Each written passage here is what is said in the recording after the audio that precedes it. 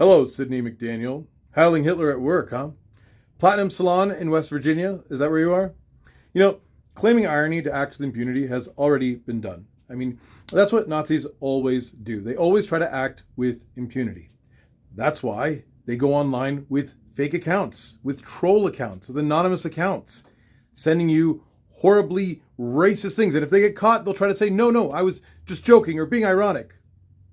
Because they constantly hide. They're constantly afraid. For the same reason, the Klan wears hoods. Nazis these days, they all start out with what they kept calling ironic jokes or trolling, always indicating that it's not what they actually believe, but only doing it to get a rise. Get a rise from marginalized groups, constantly, and constantly escalating it. The irony excuse only fools themselves as they get more and more comfortable acting like a Nazi. They get to a point of being a tiki torch Nazi, marching and chanting, "Jews will not replace us," then end up on the news crying, saying, well, I hope people don't see this picture and actually think that I'm a Nazi. What's a Nazi then? What would it be? What you're doing now, it's exactly how it starts. Look at someone like Baked Alaska. Never thought he was a white supremacist.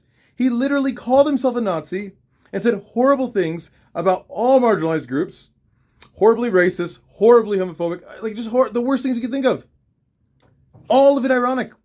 He was making hyper-stylized memes, including the 14 words. And the only people who enjoyed the things that he did were Nazis. And the only people who befriended him were Nazis. And all the Nazis thought he was a Nazi too. So when he's saying, I'm not a Nazi, everyone's like, what are you talking about? For the same reason, Elon Musk doesn't give you a flat-out apology. This is not what I meant to do, I'm sorry. Instead, he laughs. Instead, he says everything is Hitler. Why? Because he meant it. Remember when I said this in my previous video when he first did that salute? This is going to be a common thing because this is exactly what happened in his first term. They would constantly do and say the wrong thing and then try to gaslight everybody and say that it's not that, it's something else. And then all the supporters start doing that thing ironically and trying to say, no, it's the other thing, so that they can easily work it back into daily life.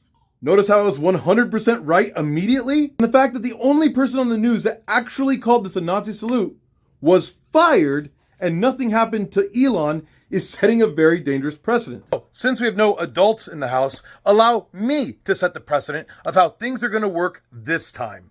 Sydney's boss's name is Corey Groves. I wonder if he knows about this and if he supports it. Let's find out.